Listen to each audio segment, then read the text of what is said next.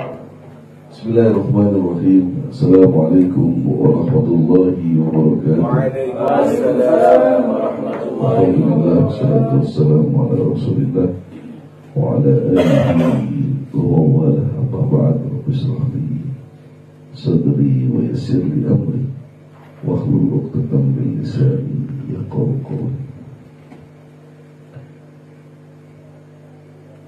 Kama ada Rasulullah itu pernah bilang,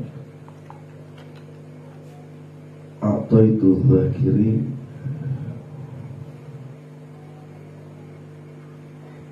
ma'ataitu sa'irin.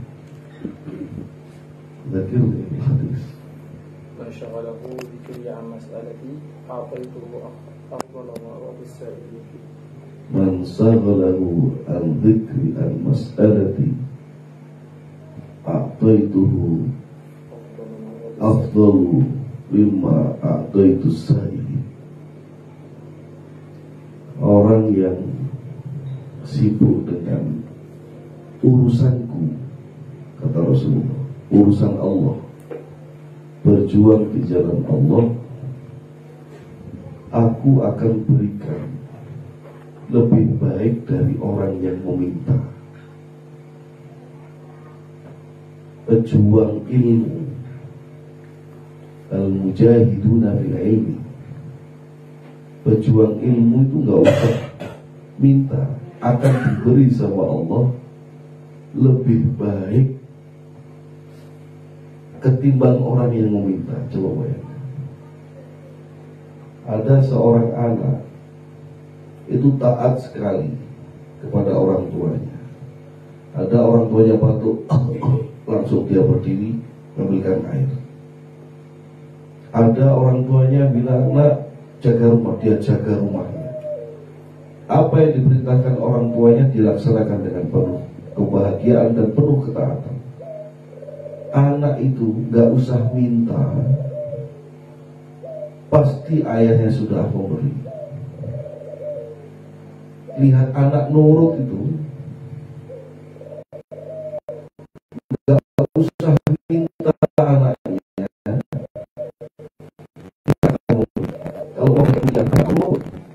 Kita pasti akan nawari, ayah belikan motor ya nak. Sama, apalagi Allah Subhanahu wa ta'ala. Maka hani'an lakum, hadza talabatul ilm, ya'ti min ba'id, ya'ti ma'asayyar takriban sa'atin, wa hum yarji'una min syughlihim, akbaruhum tujjar wa ba'duhum wadhafi syariki. Sebagian besar antum datang, antum telah buktikan bahwa antum mujahiduna fil ilmi. Amin. Maka jangan pernah khawatir kalau Allah tidak memberi. Allah akan afdalu ma'ataitu sa'ilin. Aku akan berikan kepadamu lebih baik daripada orang yang dungo sekalipun. Maka datang majelis ilmu seperti ini, fadil ila Syekh Tayyib Shaleh Tayyib, setiap kulla masafah fi kulli khutwah, setiap langkah jenengan tadi dari rumah dihitung pahala luar biasa oleh Allah Subhanahu wa ta'ala. Wa hadhihi muqaddimah minni Syekh. فنريد نستفيد منكم هؤلاء النصيحة أو من حبكم كحبنا على شيخنا وشيوخ شيخنا ومشايخنا أجمعين. الفاتحة. أعوذ بالله من الشيطان الرجيم. الحمد لله رب العالمين. تفضلوا.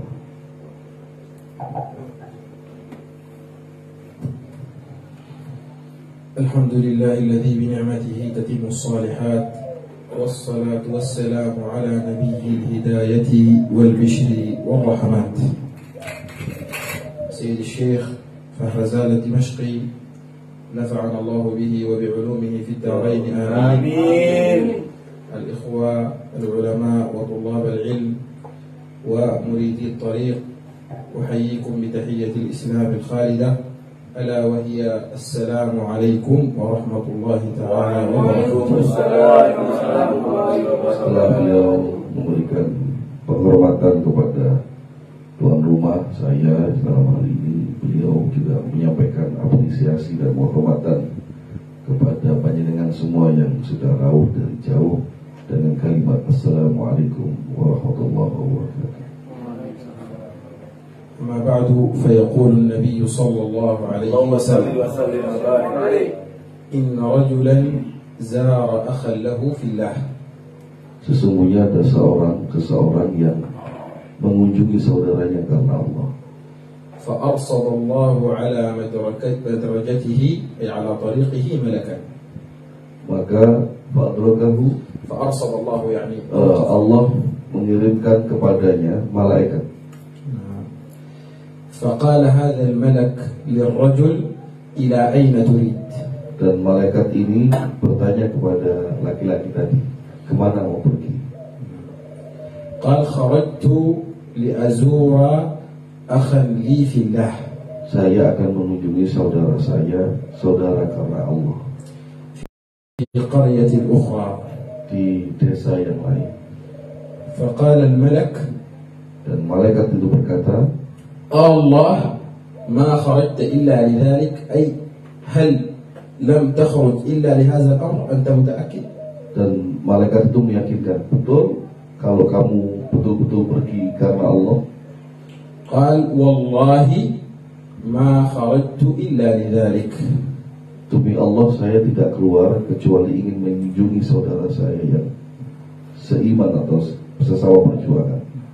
قال أليس لك نعمة أو مال تربه عليه. يعني هل أنت خارج من أجل أن تكسب مال أو عندك مصلحة دنيوية خارج إليها. Apakah kau menyimpan niat untuk dunia, atau apakah engkau dalam bepergian ini menyimpan niat lain, niat karena dunia, karena bisnis, karena dagangan, karena dan lain sebagainya. قال والله ما خرجت إلا لذلك إلا حبا في الله عز وجل. Demi Allah, saya tidak punya niat yang lain kecuali mengunjungi saudara saya karena Allah. يقول الملك فإني رسول من الله إليك. Malaikat itu berkata, saya adalah utusan Allah untuk menjagamu. إن الله يبشرك بالجنة. Sesungguhnya Allah memberikan kabar gembira kepadamu, kau adalah masuk surga. Amin. هذا حديث صحيح. Ini hadis yang sahih. نجد في هذا الحديث أن الرجل خرج لزيارة أخ له في الله. Dan hadis dari riwayat yang lain, sesungguhnya laki-laki itu mengunjungi saudaranya karena Allah. أي إن هذا الأمر حب في الله سبحانه وتعالى. Atau perkara ini karena hubbun, cintanya karena Allah SWT. وقد كان النبي صلى الله عليه وسلم يسأل الله عز وجل في دعائه. قالوا كان النبي صلى الله عليه وسلم يكثر من هذا الدعاء فيقول اللهم إني أسألك حبك. Dan Rasulullah sering berdoa ini, Allahumma inna nas'aluka hubbak, ya Allah, aku mohon cinta darimu. Wa hubba man ahabbak. Dan cinta kepada orang-orang yang cintai. Wa hubba amalin yuqarribuni ila hubbik. Dan mencintai suatu amalan yang mendekatkanku kepadamu. Wa fi hadha al-hadith fi riwayat ukhra al-malaku yaqulu lirrajul fa inni rasulun min Allah ilaika inna Allah yuhibbuk. Masyaallah. Dan dalam riwayat yang lain, malaikat ini menjawab di jawaban terakhir, sesungguhnya aku diutus oleh Allah kepadamu dan sesungguhnya Allah telah mencintaimu. إذن أفضل الأعمال التي يتقرب بها إلى الله عز وجل هي الحب في الله. Sehingga perkara yang paling baik, ibadah yang paling baik di mata Allah adalah mencintai Allah dengan seutuhnya. وحب الأعمال التي تقرب إلى الله تبارك وتعالى. dan mencintai amalan-amalan yang bisa mendekatkan kita kepada Allah Subhanahu wa taala. لذا الملائكة هذا الملك استحلفه بالله عز وجل. الله ما خرجت إلا لذلك، هل تقسم؟ لأن هذا الأمر الذي تقوله عظيم، الحب في الله لا يوجد عمل أفضل منه.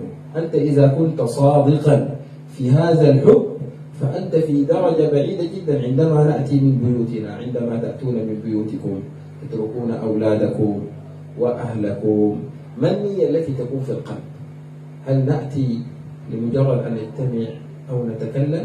ما المقصد؟ المقصد الله ما خرجتم إلا حبا في الله عز وجل. Ya, karena ini sesuatu yang luar biasa. Oleh karenanya malaikat tadi bertanya, meyakinkan lagi, apa betul Anda itu wahai pemuda, atau bertanya kepada kita semuanya, apa betul keluar dari rumah tadi karena Allah? Sampai ditakkidkan, diyakinkan berkali-kali oleh malaikat. Kenapa? Karena ini adalah sesuatu yang besar. Karena Allah menggaransi orang-orang yang meninggalkan anaknya, istrinya, rumahnya, karena Allah Subhanahu wa taala, karena datang ke majelis ilmu, karena datang mengamalkan amalan yang dapat mendatangkan kecintaan kepada Allah, maka Allah berkata, inni ubasyiruka bil jannah. Kata malaikat itu, aku diutus oleh Allah, kaulah ahli surga yang sejatinya. Dalam riwayat yang lain dikatakan, aku diutus Allah, fa innallaha yuhibbuk ahabbakallah, maka sesungguhnya Allah telah cinta kepadamu karena kau telah berani meninggalkan anak istrimu, daganganmu, bisnismu, pekerjaanmu, karena datang kepada saudaramu yang saling mencintai karena Allah, atau mendatangi pekerjaan amalan-amalan yang mendekatkan diri kita kepada Allah Subhanahu wa taala. وفرق كبير جدا بين أن تحب أنت الله سبحانه وتعالى وبين أن يحبك الله سبحانه وتعالى. Ada perbedaan yang sangat besar antara kita atau kau yang mencintai Allah dengan Allah yang mencintai. لأن الله عز وجل إذا أحبك غفر لك كل تقصير. Karena kalau Allah sudah cinta kepada kalian semua, maka Allah akan mengampuni semua kesalahan-kesalahan kita. لأن المحبوب مقبول. Karena orang yang dicintai Allah diterima oleh Allah dengan segala kekurangannya. والنبي صلى الله عليه وسلم يقول يحشر المرء مع من أحبه. يحشر المرء مع من أحب، يعني يوم القيامة يدخل الإنسان إما إلى الجنة وإما إلى النار. إذا كنت تحب النبي صلى الله عليه وسلم والصالحين والمشايخ أنت تحشر في زمرتهم. Nah, maka nanti itu orang itu dimasukkan neraka, dimasukkan surga dengan orang-orang yang dicintainya. Kalau dia cinta dengan ulama, dia cinta dengan sahabat, dia cinta dengan Rasulullah, maka dia akan dimasukkan dalam rombongan itu. Sama seperti di mahsyar. Maka di mahsyar di akhirat nanti, termasuk masuk kita ke neraka dan surga, akan dikumpulkan dengan golongan orang-orang yang kita cintai, bersama orang-orang yang kita cintai. وهذا الحب إنما يكون لله عز وجل عند تطهير مكانه، ومكان الحب هو القلب. Maka dari itu tempat cinta itu adalah hati. والقلب محل نظر الله سبحانه وتعالى. Maka hati ini menjadi titik tumpu atau titik tolak mata kita untuk melihat Allah. إن الله لا ينظر إلى صوركم ولا إلى أموالكم ولكن ينظر إلى قلوبكم. Karena Allah sesungguhnya tidak melihat kepada rupa kalian, Allah tidak melihat kepada jasad kalian, Allah tidak melihat kepada baju yang kalian kenakan, walakinnallaha yanzuru ila qulubikum, akan tetapi Allah melihat pada hati kalian. لا ينظر إلى صوركم، يعني لا يهم أنت كم تصلي أو كم تصوم أو كم تزكي أو كم تحج أو كم تتصدق بالمال، لكن عندما تفعل هذه الأفعال هل تقصد الله تبارك وتعالى أم أنك تقصد الناس والدنيا. Ya Allah tidak melihat berapa kali kalian umroh, berapa kali Anda haji, berapa miliar Anda bersedekah. Tapi Allah melihat semua perkara amalan itu, apakah dimaksudkan untuk Allah semata atau untuk pujian manusia. طيب كيف يخلص الإنسان العمل لله عز وجل؟ كيف يكون الإنسان مخلصا؟ أنت قد يكون عندك مال كثير وتتصدق تعطي الفقراء والمساكين، لكن يوم القيامة الله عز وجل يقول فلان كريم يعطي المال أدخلوه إلى النار، فيقول فلان هذا يا رب أنا كنت أنفق المال، فيقول أنت تنفق المال ليقول الناس هذا إنسان كريم. Ya, maka jangan sampai menjadi pribadi yang rugi. Pada suatu saat kita nanti di akhirat melihat ada orang dimasukkan ke neraka, meskipun kita melihat bahwa setahu pandangan mata kita dia adalah orang yang dermawan. Ketika ditanya, wahai ya Rabb, ya Allah, dia orang yang sangat dermawan, kenapa kau masukkan dia ke neraka? Kata Allah, karena dia melakukan semua itu karena ingin dipuji oleh manusia. طيب من أجل أن لا نخسر في الآخرة وأن لا تضيع هذه الأعمال سدى يعني الإنسان يتعب من غير فائدة، الله عز وجل بين لنا وظيفة النبي صلى الله عليه وسلم. Oleh karenanya kita agar terhindar dari penyakit-penyakit hati seperti itu, kita Nabi SAW mengajarkan kita beberapa wazifah atau amalan-amalan. قال تعالى هو الذي بعث في الأميين رسولا منهم يتلو عليهم آياته ويزكيهم ويعلمهم الكتاب والحكمة وإن كانوا من قبل لفي ضلال مبين.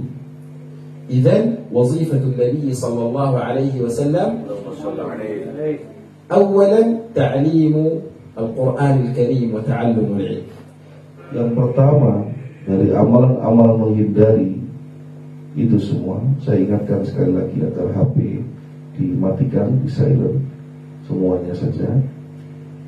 Untuk menghindari itu semuanya ada sebuah wazifah amalan. Yang pertama adalah mendekat kepada Al-Quran, belajar kepada Al-Quran, dan menjadi penuntut ilmu sejati. والأمر الثاني أو الوظيفة الثانية والمهمة الثانية للنبي عليه الصلاة والسلام هي تزكية القلوب. Yang kedua, membersihkan hati. Tazkiyatul qulub, seperti yang sering kita sampaikan, بمعنى تصفية القلوب من الأمراض من الحسد, atau membersihkan hati dari hasud dan dengki, من الرياء, dari riya, من العجب, dari ujub, من السمعة, dari sum'ah. هذه الأمراض لأنه يوم القيامة إذا كنت تفعل الأعمال من أجل الناس وليس من أجل الله تبارك وتعالى لا تجد الجزاء وتدخل النار.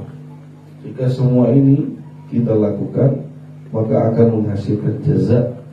Dan jika kita lengah dan lalai dari semua ini, maka jaza kita, balasan kita adalah setimpal dengan api neraka. والعلماء ورثة الأنبياء. Dan ulama itu adalah pewaris para nabi.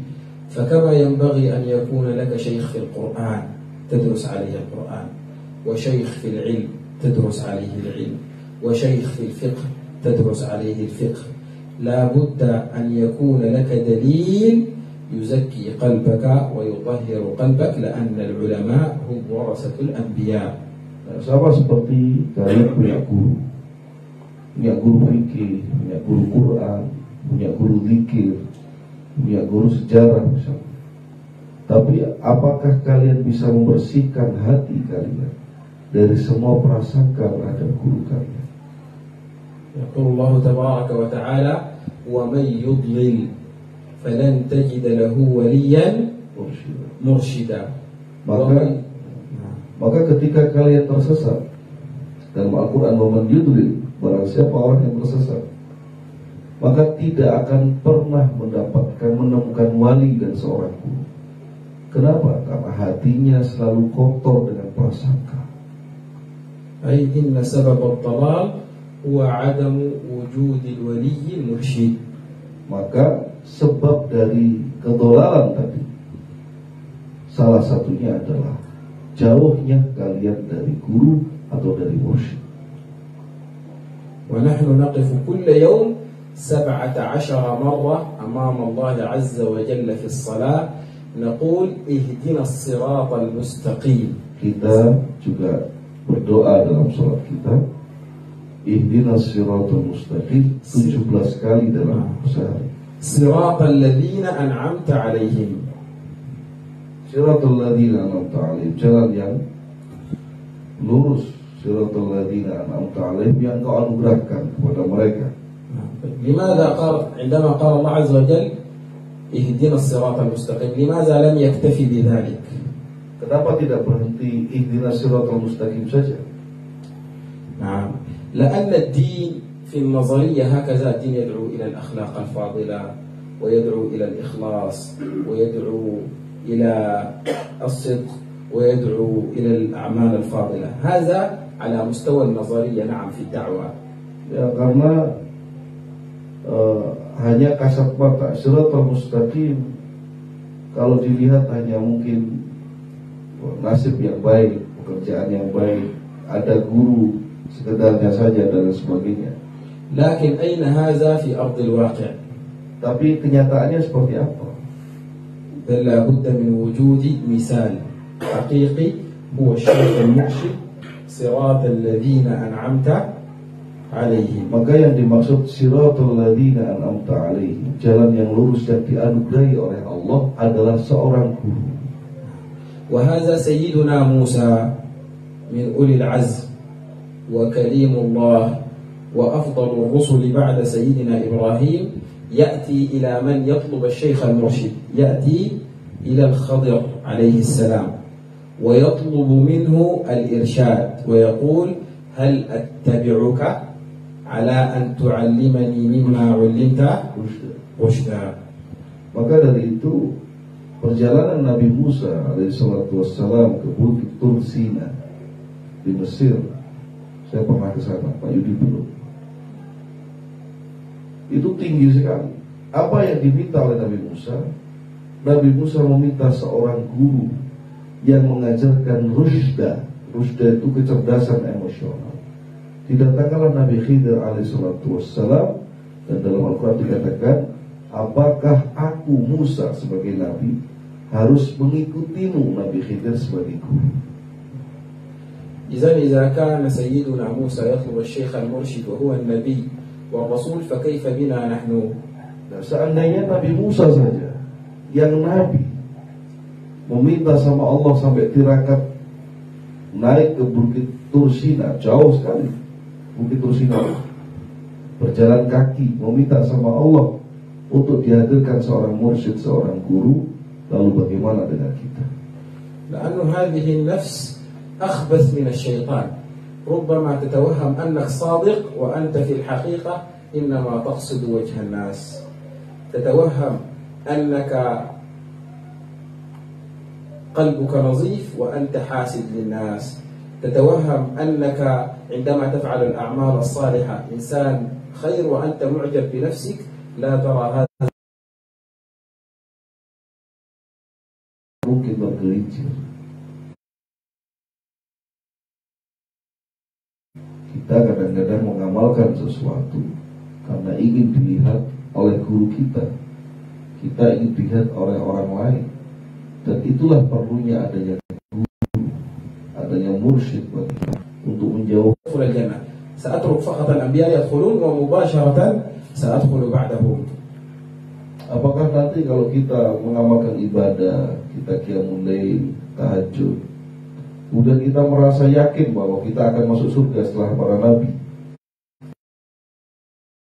فعندما تأتي لتدخل الجنة يقال لا يدخل الجنة من كان في قلبه مثقال ذرة من كبر. لا يدخل الجنة من كان في قلبه مثقال ذرة من حسد، لا يدخل الجنة من كان في قلبه مثقال ذرة من عجب، لا يدخل الجنة الأمام. هذا القلب. وأول شرط في تطهير القلب: ومن يضلل فلن تجد له وليا مرشدا. إذا لا بد من المرشد لطهارة هذا القلب، يوم لا ينفع مال ولا بنون إلا من أتى الله بقلب سليم. Nah, ini yang terjadi. Kerugian-kerugian itulah jangan sampai kemudian kita merasa kita karena sholatmu, ibadahmu, hajimu, umrohmu, sedekahmu tidak menyambutmu masuk surga. Nabi sallallahu alaihi wasallam dawuh, la yadkhulul jannata man kana fi qalbi sawi, takabur, merasa bisa, merasa pintar, hasud, iri, dengki. Ini semua bukan amaliyah, bukan amalan jismiyah, bukan amalan badan kita, tapi ini tidak terlihat adanya dalam hati. Maka dari itu Quran terus mengingatkan, waman yudlil, orang yang tersesat tidak akan pernah menemukan kebaikan kecuali dengan seorang guru. Walan waman yudlil falan tajida lahu waliyan mursyida, kecuali tidak akan melihat kewalian seseorang tanpa seorang guru, tidak akan melihat kebaikan pada dirinya tanpa seorang guru. أنت عندما تدرس فتح القريب أو تدرس تحفة المنهاج وغيرها من كتب الفقه تعرف أن تصلي الصلاة صحيحة، لكن لا تستطيع أن تعرف كيف تخشع لله عز وجل. الخشوع هذا لا تدرسه في الكتب، وإنما تطبقه تطبيقا عمليا مع الشيخ المرشد.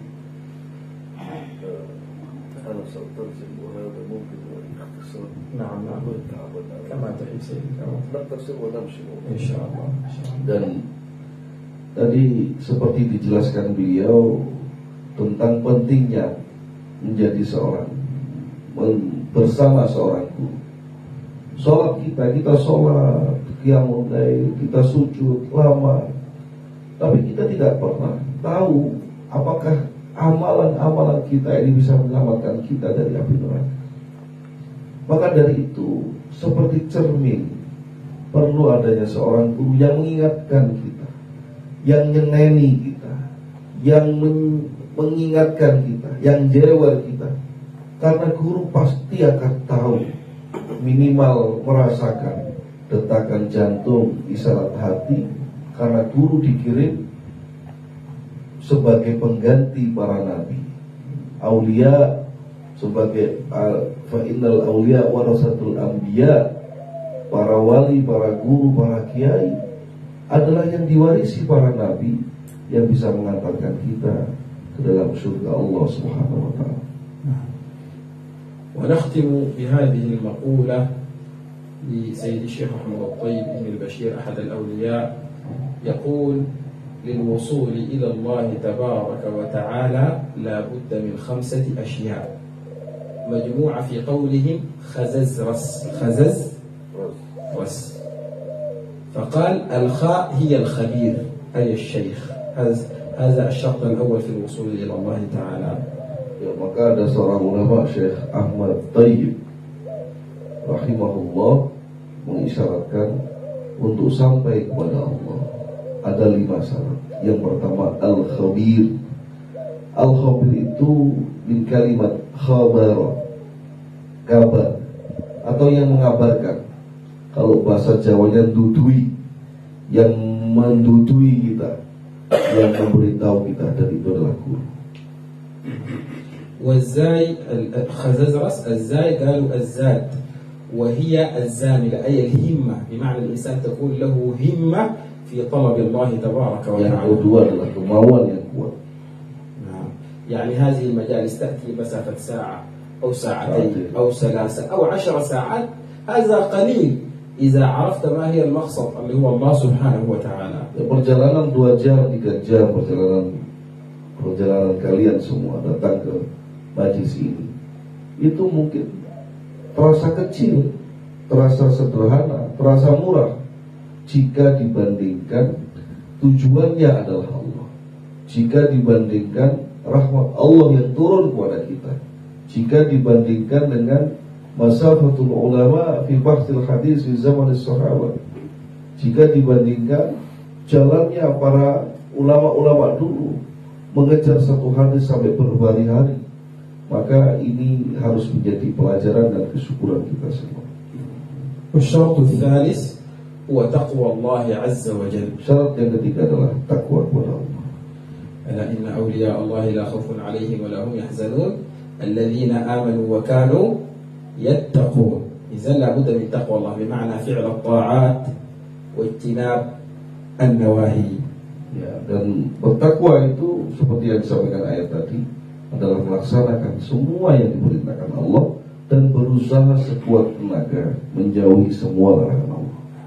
يقول الإمام الجنيد طريقنا هذا مبني على الكتاب والسنة. Ya, maka kata Imam Junaid, thariqah kita ini didasari dari Quran dan Sunnah.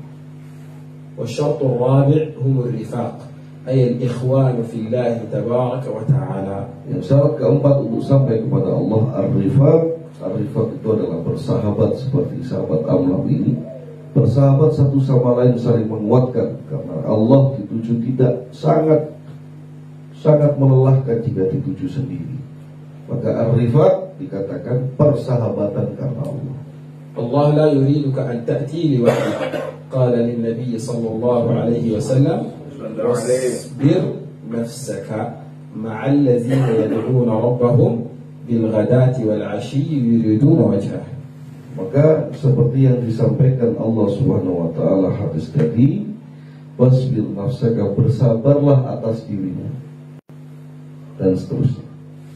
فقال النبي صلى الله عليه وسلم الحمد لله الذي جعل لي من أمتي من أمرني أن أصبر معهم. Alhamdulillah, kata Nabi menjawab, saya menjadi bagian yang diperintahkan Allah untuk sabar terhadap mereka. فنحن نحمد الله سبحانه وتعالى أن هيأ لنا المشايخ وهيأ لنا الإخوان الصالحين وهذه المجالس الطيبة التي نذكر فيها الله تبارك وتعالى.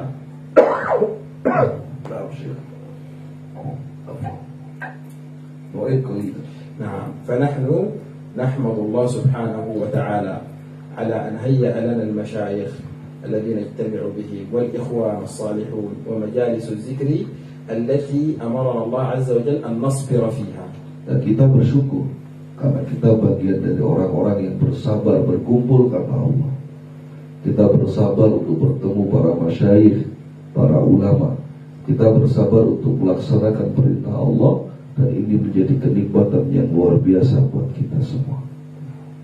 والشرط الأخير هو السين السلاح وسلاح الإنسان المنتسب لطريق أهل الإحسان وأهل التصوف وذكر الله تبارك وتعالى. Jurus atau syarat kelima adalah as-silah. As-silah itu artinya senjata.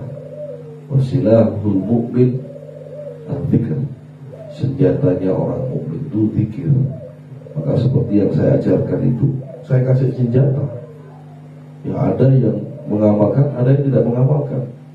Kalau yang tidak mengamalkan kemudian berdarah, jangan salahkan, karena tidak pernah dipakai senjatanya. يقول المشايخ من ليس عنده ورد فهو قرد. Dan masyayikh kita mengatakan, siapa yang tidak punya wirid, tidak punya amalan zikir, dia seperti monyet. Kalau kirt itu monyet.